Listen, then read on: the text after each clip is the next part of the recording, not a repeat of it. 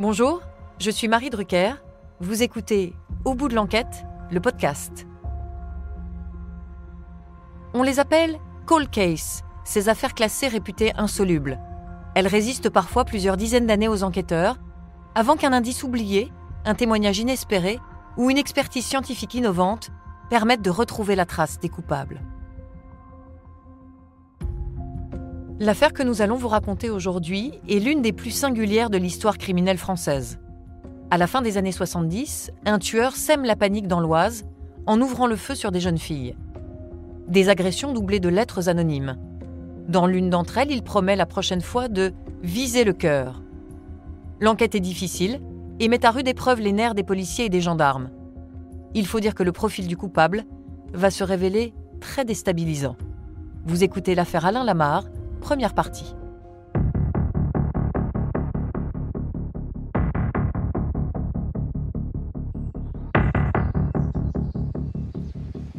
Une voiture est découverte à Chantilly, un peu en retrait du carrefour des Ripailles, dans une allée forestière. On vient me réveiller en me disant, mon adjudant, on a découvert une voiture. Alors bon, je leur dis, mais... Henri Cavalier, chef du PSIG, brigade de gendarmerie de Chantilly. Elle est volée, oui, elle est signalée volée. Bon, vous avez fait appel au dépanneur Non, parce que, venez voir, c'est bizarre. Cette voiture présente la particularité Daniel Neveu, inspecteur PJ de Creil. d'avoir des impacts de balles sur le pare-brise. Et dedans, on découvre des douilles, des cartouches du 9 mm. On a trouvé également un carnet de chèques, une seringue hypodermique, un mouchoir avec du sang, de la ficelle, des choses bizarres. Et légèrement à l'écart, un papier qui représente un plan de projet de hold-up contre la poste de Pierrefonds. C'est un véhicule qui a servi à quelque chose de grave. Il y a du sang, donc on peut penser à un meurtre, ainsi de suite. La voiture, elle est découverte par l'équipe de nuit, Alain Hamon, journaliste et auteur de Bonjour, on vient pour l'affaire. des gendarmes du peloton de surveillance et d'intervention de la gendarmerie nationale, le PSIG, l'adjudant-chef Cavalier, le chef du PSIG de Chantilly. Je ne vais pas dire qu'ils sautent de joie, mais presque. Ouais. Et puis ces gars aussi, d'ailleurs, parce que, ils préfèrent faire ça que des contrôles d'alcoolémie. Mais on sent que c'est quelque chose qui sort de l'ordinaire. C'est une belle affaire qui commence, quoi.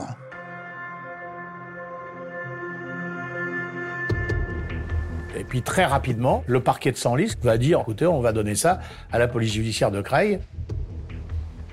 Du coup, c'est la PJ qui est saisie, peut-être aux grandes dames de la gendarmerie d'ailleurs, puisque le PSIG était là pour rapporter des affaires à la gendarmerie.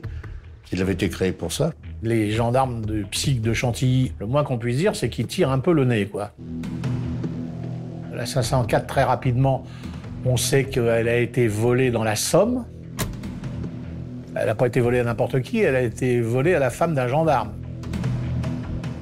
En fait, la voiture, elle appartient à un gendarme. La voiture a été volée, certes, mais elle a été volée clé au tableau de bord, ce qui n'est quand même pas une action de grand banditisme. Les douilles et les balles retrouvées ne correspondent à aucune action criminelle. La seringue hypodermique ne contient pas de produits stupéfiants. Bref, on a l'impression vraiment que c'est une mise en scène plus qu'un acte de délinquance. Les Ripailles, c'est un carrefour important qui amène en direction de Paris. Et à cet endroit-là, on y passait toutes les nuits. Il fallait pénétrer pendant ne serait-ce que quelques mètres pour la dissimuler à la vue de tout le monde, mais qu'elle soit perceptible. Il fallait connaître, il fallait savoir. En mettant là cette voiture, ils savaient très bien qu'on allait la trouver. On ne sait pas dans quel but cette mise en scène a été réalisée, et donc le dossier est clos.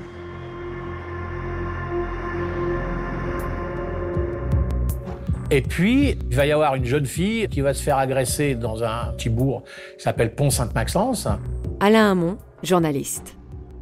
Elle sort du cinéma, elle rentre chez elle à pied et elle se fait héler par un conducteur qui s'approche d'elle en bagnole.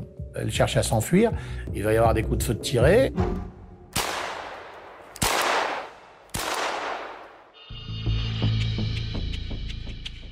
Je me suis retournée, puis j'ai vu l'R12 qui a fait un demi-tour sur elle. Et elle est repassée devant moi et elle m'a tiré dessus 3 fois. Bah, j'ai pas pu courir, hein. J'ai pris une balle dans la jambe gauche. Puis je suis tombée, j'ai crié, tout ça, puis on est venu. Ce qui m'intrigue, c'est l'endroit de la blessure. François Pelfort, inspecteur divisionnaire PJ de Creil. On a cru à la fabulation. Ça paraissait même une affaire à la noix, quoi, une affaire de campagne, rurale. Mais elle a vraiment été agressée. Karine Gros-Piron, elle fait partie d'un monde qui est le monde des manouches. Les gendarmes la connaissent pour ça. Et c'est vrai que quand elle dépose plainte, on ne la prend pas très au sérieux. La petite Gros-Piron, elle travaille à la Vallée des Peaux-Rouges. La Vallée des Peaux-Rouges, c'est une reconstitution de western permanent. Et c'est vrai qu'il n'y a pas que des gens qui sont blancs-bleus. Des gars qui ont des casiers, etc., etc. On a regardé si elle n'avait pas eu un amoureux déçu, si elle n'avait pas des menaces, si elle n'avait pas de trucs, si elle ne nous cachait pas quelque chose. Et donc on a enquêté, mais sans véritable résultat. L'enquête sur l'affaire Gros-Piron, elle va rebondir parce que quelques jours après, une voiture qui correspond à la voiture signalée par la victime, une R12 rouge, va être repérée par un gardien de la paix du commissariat de Creil. Et le policier a été vérifié.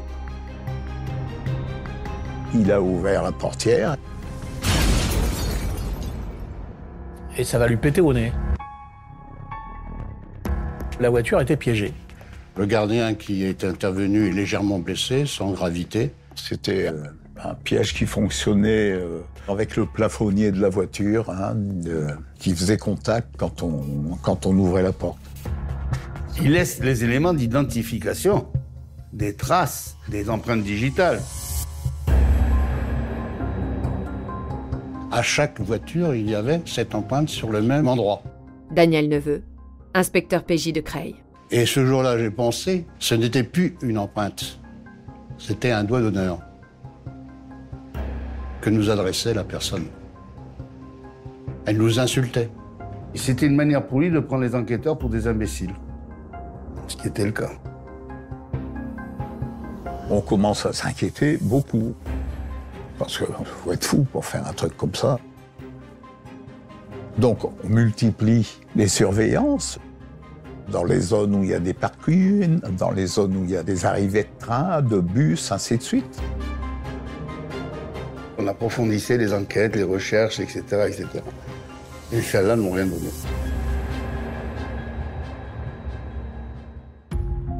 Pourquoi tenter de tuer un policier ? Et y aurait-il un lien avec la voiture des potentiels braqueurs découverte au carrefour des Ripailles ? Et dans ce cas, que viendrait faire Karine Gros-Piron dans cette affaire ? Le 8 août, une lettre postée depuis Pont-Sainte-Maxence va éclairer les policiers de Creil.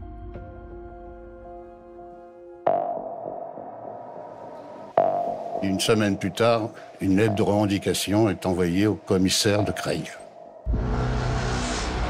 Une lettre manuscrite. Alors où cette lettre est quand même révélatrice du gars, François Pelfort, inspecteur divisionnaire PJ de Creil. c'est qu'il voulait informer les services que c'était lui qui n'était pas prêt de s'arrêter là. La lettre était très régulière, réfléchie. Pas de faute d'orthographe. Il joint la carte grise de la R12 rouge, qui a explosé au nez du gardien de la paix.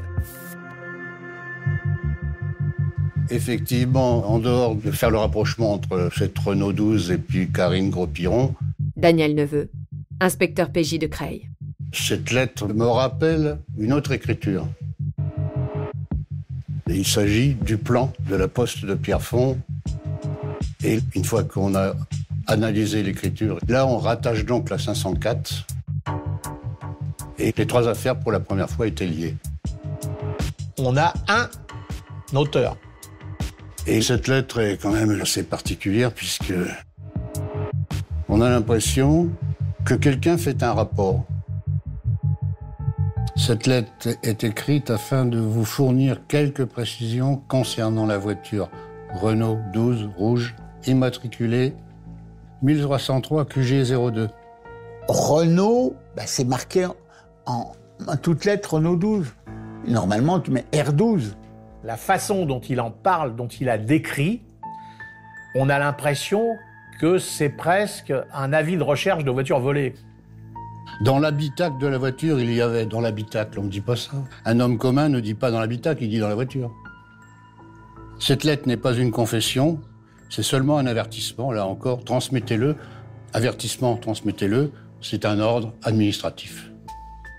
Et elle est signée. C'est un point d'interrogation, mais c'est une signature, comme on le fait habituellement dans les rapports. Donc cette lettre est un rapport de police, qui ne peut avoir été écrit que par un policier ou un gendarme.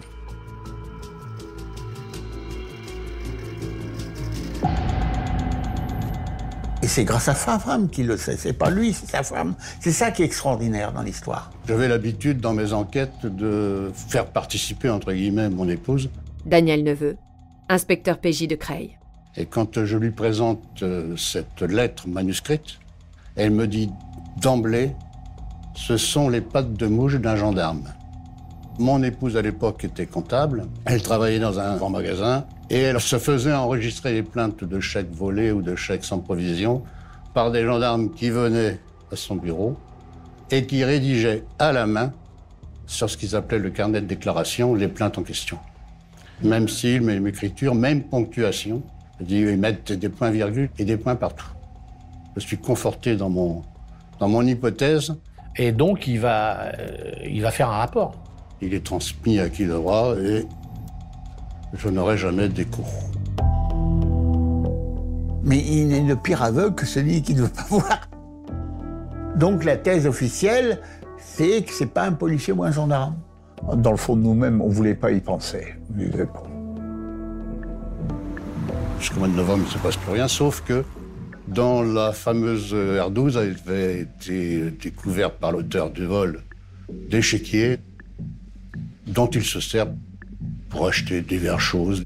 De l'essence, des bouquins, des revues, du petit matériel de camping. Donc on allait voir les gens, on enquêtait, on demandait et tout ça. Et on a eu des points convergents. Oui, j'ai vu un jeune homme et tout ça. Et là, on commençait à le définir physiquement. Jeune, portant bien, portant beau. Il y a une chose qui a intrigué, il était toujours très net, très propre, bien coiffé, bien rasé. Dans la campagne picarde, des gens propres, bien rasés, les chaussures non crottées. Et c'est pour ça qu'il était tellement sympathique, tellement avenant qu'on ne lui demandait pas de carte d'identité ni rien. Dans un restaurant aussi. Il y a un repas gastronomique. Il rentre dans le restaurant, il s'installe, il fait un repas gastronomique, il paye avec un chèque volé. On arrive à suivre, on dit tiens, il était là, il est passé par là, c'est lui qui a fait ça, c'est lui qui a sans doute fait ça. Et pour le moment, il nous possède.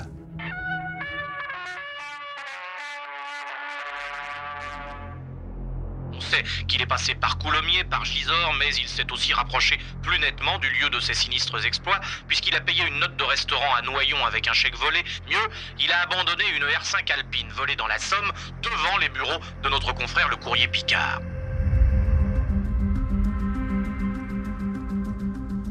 Et là, quand même, rebelote, on retourne vers l'idée de Neveu. C'est-à-dire que si le type, il échappe à tous ces contrôles-là, est-ce que c'est pas parce que les contrôles, il sait très très bien comment ça se passe, où ça se passe, quand ça se passe. C'est pas facile dans une administration d'avoir raison seul contre tous les autres, ça n'existe pas. Daniel Neveu, inspecteur PJ de Creil. Je me suis senti plus que seul, étranger à mon propre service. Écarter Daniel Neveu, ça va avoir des conséquences terribles.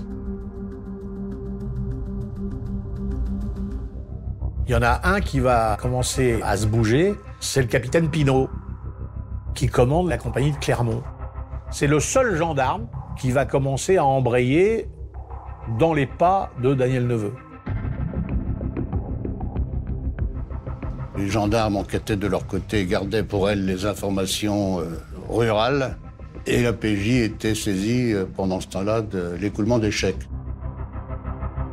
En fait, il y a deux enquêtes complètement parallèles et concurrentes. Ce sont des faits qui ont été cachés à la police judiciaire par les gendarmes. Il y a un vol à Compiègne de voitures, on ne le connaissait pas. Il y a une découverte de voitures volées, clés au tableau de bord, on ne le savait pas. C'est typique de ce qu'était l'enquête, c'est-à-dire Une succession de faits dont parfois on avait connaissance et dont parfois on était complètement ignorant. C'était la même chose dans l'autre sens. C'est-à-dire qu'on a caché beaucoup de choses aux gendarmes. C'était l'expression à l'époque, hein. Faut garder ses billes. Moins on renseigne le camp adverse, et plus la hiérarchie est contente.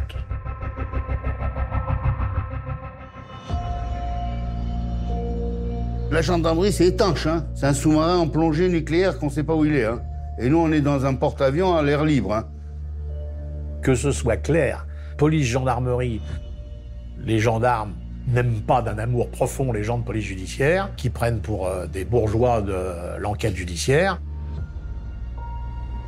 Les gens de police judiciaire prennent des gendarmes pour des gadgets avec des gros sabots, ce qui, à l'époque qui nous concerne, n'est pas totalement faux. Pour saloper une scène de crime, à l'époque, les gendarmes sont assez fortiches. C'était une concurrence malsaine, au milieu desquels il y avait des magistrats qui choisissaient ou les uns ou les autres.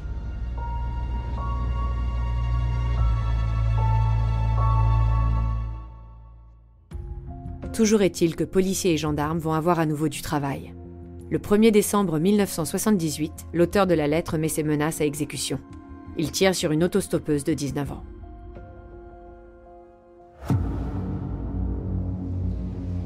Yolande Razeski est découverte dans une allée forestière qui longe le terrain de course de Chantilly. Elle faisait du stop pour entrer. Elle est dans la voiture. Il tire dessus. Elle saute de la voiture et elle meurt après des suites de sa blessure.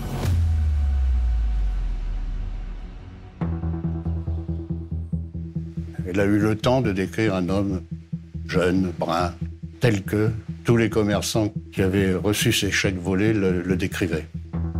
L'arme utilisée pour le meurtre de Yolande est la même arme qui a été utilisée contre Karine Gourpiron.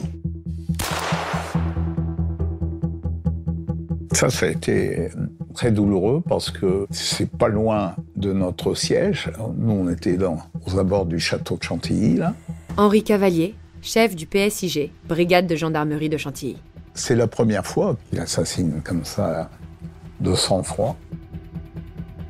Il a été au bout de sa logique, puisqu'il avait dit qu'il allait tuer, il va tuer.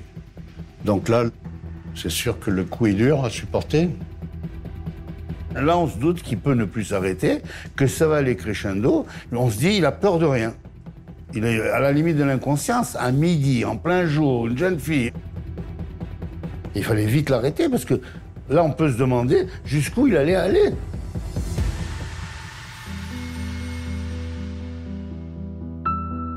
La réaction, à la fois médiatique et locale, a été terrible. On sort, pas très longtemps avant, de l'affaire Marcel Barbeau à Nogent-sur-Oise, qui lui en a 8 à son actif, 7 femmes et un homme, et que le département est encore complètement sensible à ça. Marcel Barbeau a été inculpé d'assassinat par le juge d'instruction de Senlis en début d'après-midi. Cet homme, qui est soupçonné d'avoir commis 8 meurtres en 7 ans, ressemble à n'importe qui. Tout le monde est au courant de l'affaire Barbeau. Il y a une psychose qui se remet en route, c'est sûr.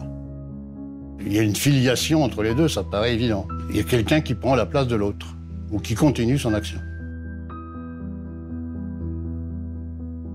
Après le Tour de l'Ombre, on parle du Tour de l'Oise.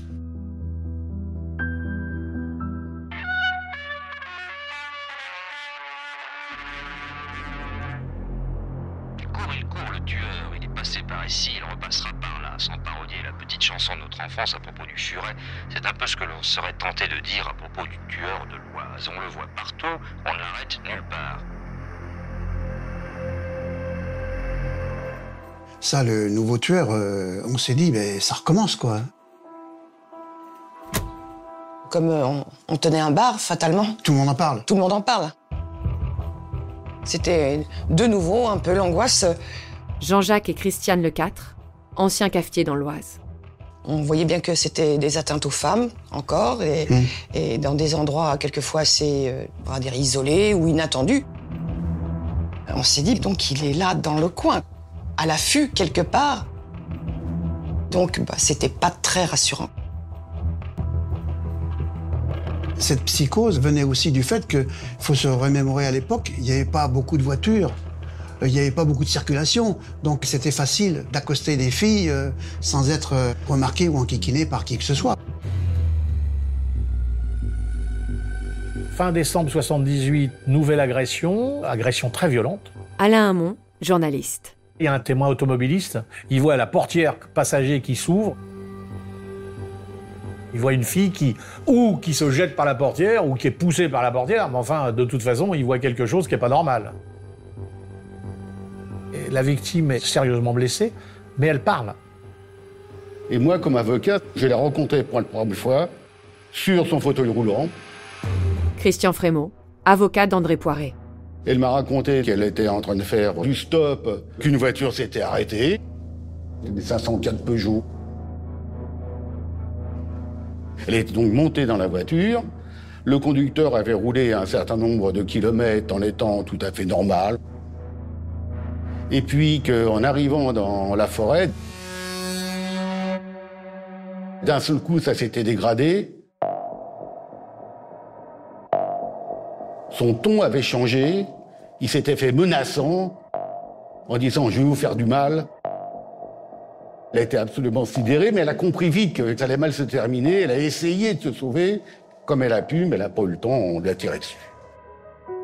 Elle a pris 2 balles dans la colonne vertébrale et s'est retrouvée paralysée à vie. C'est exactement le même mode opératoire qu'un mois auparavant. On en revient toujours à un homme commun, jeune, brun, petit, bien habillé, propre sur lui, comme on dit, qui ne correspond pas du tout à ce qu'on peut penser d'un tueur. Il s'excuse presque de lui faire du mal. On a l'impression qu'il subit lui-même un plan préétabli, qu'il est obligé de faire comme ça, qu'il ne peut pas faire autrement. Enfin, c'est véritablement un nouveau tueur qui sort de l'ordinaire, quoi.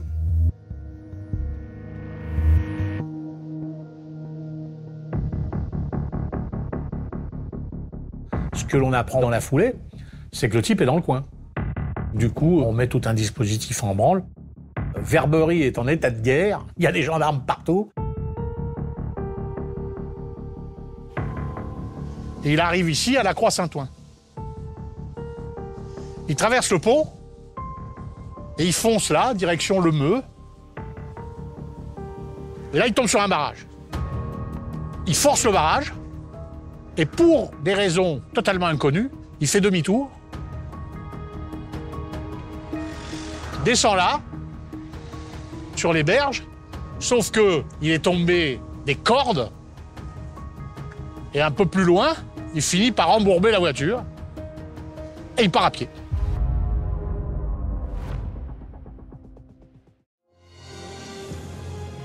Vous venez d'écouter Au bout de l'enquête. Si vous avez aimé ce podcast, vous pouvez vous abonner sur votre plateforme de podcast préférée et suivre Initial Studio sur les réseaux sociaux. Au bout de l'enquête est un podcast coproduit par Initial Studio, Enibas Productions et France Télévisions, adapté de l'émission audiovisuelle éponyme produite par Enibas Productions et France Télévisions. Cet épisode a été écrit et réalisé par Hélène Gauthier.